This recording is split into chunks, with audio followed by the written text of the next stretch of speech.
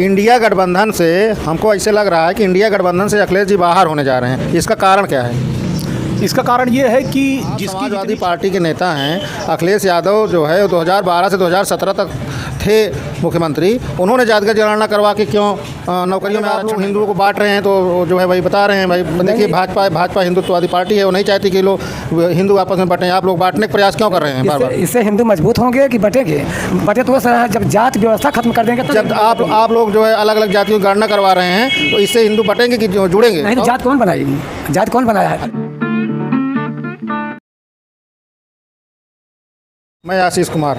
2024 का चुनाव जैसे जैसे नज़दीक आता जा रहा है वैसे वैसे उत्तर प्रदेश में जो राजनीतिक लोग हैं वो एक दूसरे के ऊपर इल्ज़ाम और विकास के कार्य बताना शुरू कर दिए हैं। आज मैं कुछ लोगों के साथ हूं और मैं इससे जानना चाहता हूं कि जो नीतीश कुमार ने 75% आरक्षण की घोषणा कर दिया है उसका 2024 के चुनाव में क्या प्रभाव पड़ने जा रहा है?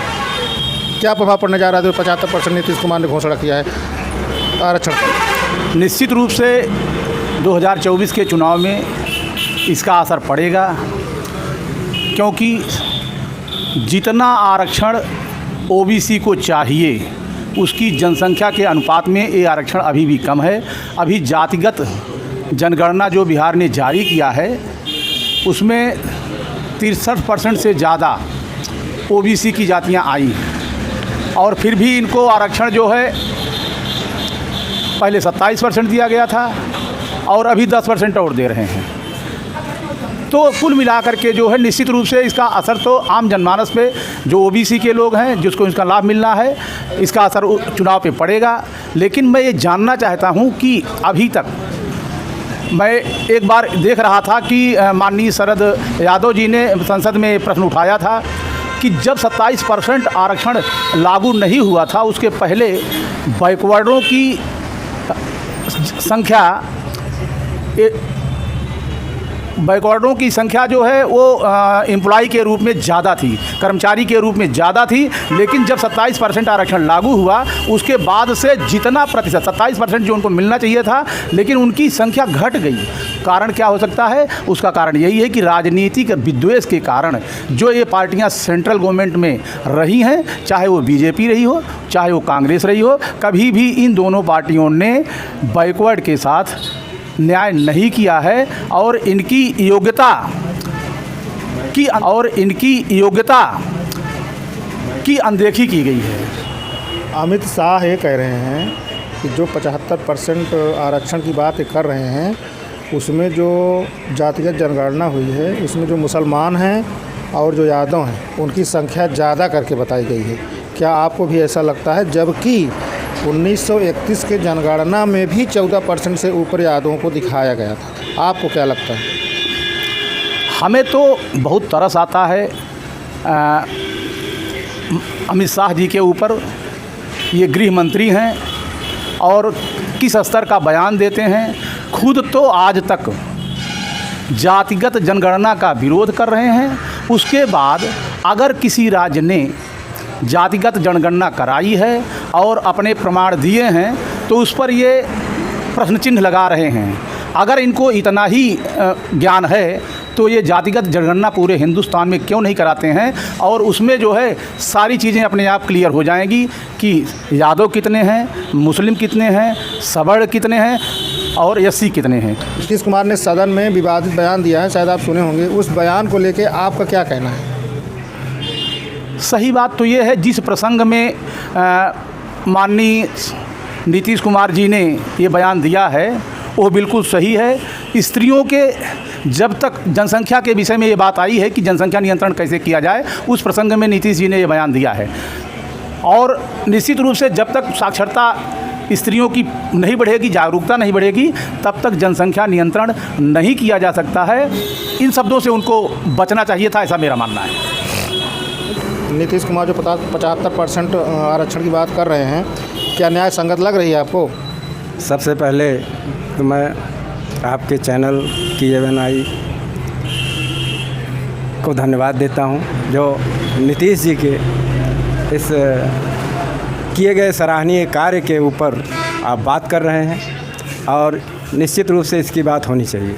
तो इसमें सबसे पहले तो मैं बिहार की जनता को, और बिहार की जनता ने इस तरह के नेताओं को आगे बढ़ाया, नीतीश जैसे और लालू यादव, तेजस्वी जैसे लोगों को आगे बढ़ाया, उनको शक्ति दिया, जिसकी वजह से आज नीतीश जी ये उनको जनगणना कराने का अधिकार रहा, इस हैसियत में रहे कि उन्होंने जनगणना कराई और जनगणना कराई और उसके साथ साथ उसका परिणाम भी दिया।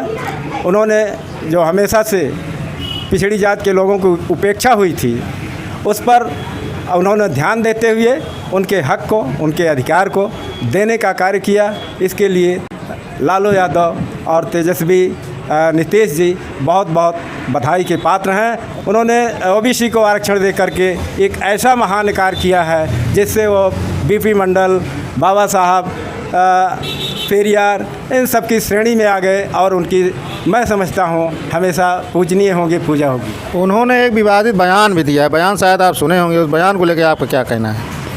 विवादित बयान का जहाँ तक सवाल है, अगर उनसे बोलने में कुछ मिस्टेक हुई है या लोगों को आलोचना का अवसर मिला है तो नीतीश जी ने उसके लिए माफ़ी मांग ली है, सदन में माफ़ी मांगी है और मीडिया के सामने सदन से बाहर भी माफ़ी मांगी है। इसलिए इस पर बात करना मैं समझता हूँ उचित नहीं है। नीतीश जी ने जो 75% आरक्षण देने की बात कर रहे हैं वो सही है कि गलत है? बहुत अच्छा है। अमित शाह तो कह रहे हैं कि सही नहीं है। इसलिए वो कहेंगे कि उनके एजेंडे में नहीं था, इसलिए अमित शाह को गड़बड़ लग रहा है, लेकिन उन्होंने सब जातियों को देख करके काम किया है। बहुत अच्छा, बहुत सराहनीय। आप लोग जो है अमित शाह कह रहे हैं कि आप लोगों ने यादव और मुसलमान की संख्या बढ़ा के दिखाई है। ऐसा कहीं नहीं है। वो जांच करा के वो पार्टी के दिखा दें। पूरे देश में उनकी सरकार है, पूरे देश में जाति जनगणना करवा दें और सबका जो है दिखा दें। अरे आप लोग हिंदुओं को बांट रहे हैं तो जो है भाई बता रहे हैं भाई, देखिए भाजपा हिंदुत्ववादी पार्टी है, वो नहीं चाहती कि लोग हिंदू आपस में बांटें। आप लोग बांटने का प्रयास क्यों कर रहे हैं बार बार? इससे हिंदू मजबूत होंगे कि बटेंगे? बटे तो जब जात व्यवस्था खत्म कर देंगे तो जब आप लोग जो है अलग अलग जातियों की गणना करवा रहे हैं तो इससे हिंदू बटेंगे कि जुड़ेंगे? नहीं तो जात कौन बनाएगी? जात कौन बनाया? अरे जात बनाने बाद जब जैसे जो जात बनी है, जैसे भाजपा वाले चाहते हैं कि हिंदू सब एक हों और आप लोग जातिगत जनगणना करवा के जो है सब हिंदुओं को अलग कर रहे हैं। नहीं, अगर हिंदू सबके आगे हिंदू लिखा दें और सबको समानता का अधिकार दे दें तो आरक्षण कोटा खत्म हो जाएगा, सारे हिंदू हो जाएं। कहीं ब्राह्मण, क्षत्रिय, वैश्य, शूद्र हो ही ना। तो जात अपने आप तो वो बनाए हैं, जात कहाँ जो है ये लोग बनाए थे। अब जातगत जनगणना अगर हो रही है क्या दिक्कत है? इनको करा देना चाहिए। अगर ये सबके हित ऐसी हैं तो जातगत जनगणना। आप लोगों ने मुसलमानों का और यादवों की संख्या बढ़ा के क्यों बताया? नहीं तो कहाँ बढ़ाए हैं? उसमें कहाँ दिखाए? अगर यादव की बढ़ा दिए, मुसलमान की बढ़ा दिए हैं और लोगों को नहीं बढ़ाए हैं। अगर सामान्य जो सवर्ण श्रेणी के हैं उनको आप लोगों ने कम कर दिया, 15% थे उनको आप लोग 10% बुला दिए। तो इन्होंने खुलासा कर देना सबका ना कि इनके सवर्ण कितने हैं, बैकवर्ड कितने हैं, दलित कितने हैं। इसको ये तो पूरे हिंदुस्तान दिखा दें। इनकी सरकार पूरे देश में है, इनको क्या दिक्कत हो रही है? ये करा के दिखा दें। अमित शाह कह रहे हैं ना ये जुमला है, जैसे आप लोग जो आरक्षण की बात कर रहे हैं ना, आप लोग केवल वोट लेने के लिए कर रहे हैं। सारा जुमला जो है भारतीय जनता पार्टी बोलती है। किसानों के लिए जुमला बोली, नौजवानों के लिए जुमला बोली और जो सैनिक बॉर्डर पर काम कर रहे हैं उनके लिए भी खिलवाड़ कर दिया, उनके लिए भी। अच्छा नेताजी ये बताइए 2024 के चुनाव में क्या नीतीश कुमार को इस जो बात कर रहे हैं 75%, क्या इसका फ़ायदा मिलेगा उनको? नीतीश कुमार को आज के मौके के ही फ़ायदा की बात मत करिए। नीतीश जी तो अब और लोग देखें अपना, वो तो पूजनीय हो गए। उन्होंने तो अपना इतिहास में नाम दर्ज करा लिया और इस फैसले से नीतीश जी के आप देखिएगा कि नीतीश जी पूरे देश के हीरो बन के आएंगे।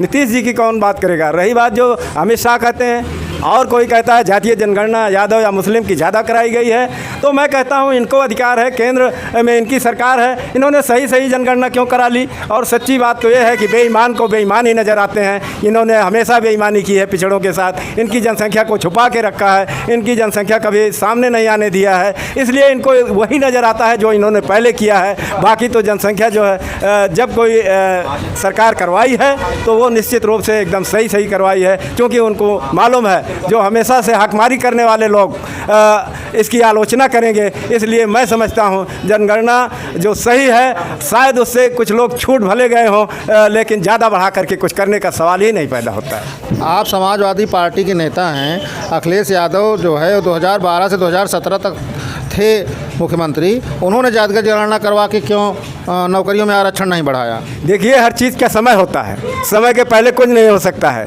जैसे जैसे जागरूकता बढ़ी वैसे वैसे तमाम कार्य किए जा रहे हैं। अब ये कोई कहे कि आप पहले ही इतना बड़ा क्यों नहीं पैदा हुए?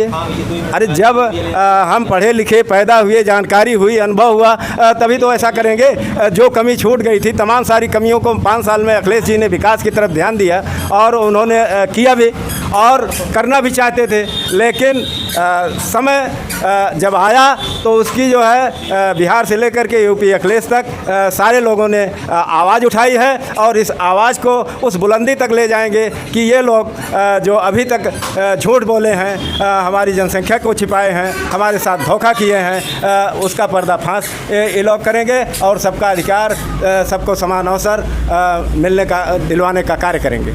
इंडिया गठबंधन से हमको ऐसे लग रहा है कि इंडिया गठबंधन से अखिलेश जी बाहर होने जा रहे हैं, इसका कारण क्या है? इसका कारण ये है कि जिसकी जितनी क्षमता जिस प्रदेश में है, उस अनुपात में इंडिया में जो लीडिंग कांग्रेस है, ये अपने आप को सब कुछ समझ रही है और दूसरी पार्टियों को तवज्जो नहीं दे रही है जैसा कि इसको देना चाहिए था। जब गठबंधन हुआ है तो इसको तालमेल करना चाहिए था, जैसे कि मध्य प्रदेश में भी और राजस्थान में भी कम से कम कुछ सीटें तालमेल बना के इनको अखिलेश को देना चाहिए था। जब अखिलेश के पास राजस्थान में और मध्य प्रदेश में इतना ना तो उनका संगठन है, ना तो उनकी कोई सीटें हैं, तो वैसे कैसे दे कांग्रेस वहाँ पे? उसी प्रकार से जैसे उत्तर प्रदेश में कांग्रेस की सीटें कितनी हैं उसको देखनी चाहिए, और जो सीटें कांग्रेस की हैं भी वो बिना समाजवादी पार्टी के समर्थन के निकल नहीं सकती हैं। तो इसलिए जो है कांग्रेस को इस बात को देखना चाहिए और सोचना चाहिए कि हमारी क्षमता क्या है, और ये पार्टियां जो छोटी छोटी पार्टियां जो प्रदेश स्तर की पार्टियां हैं, चूँकि उनकी पकड़ ज़्यादा है, उनकी क्षमता ज़्यादा है, इसलिए उनके साथ इनको तालमेल बनाना पड़ेगा अगर ये भविष्य में अपने आप को केंद्र में स्थापित करना चाहते हैं तो। नहीं तो ये कांग्रेस अपने साथ बहुत बड़ा धोखा करने। इंडिया गठबंधन के साथ अगर अखिलेश नहीं रहेंगे तो उसमें अखिलेश जी का फ़ायदा होगा कि नुकसान होगा? इनका फ़ायदा होगा। इंडिया गठबंधन, कांग्रेस थोड़ा इंडिया गठबंधन है, और दल हैं।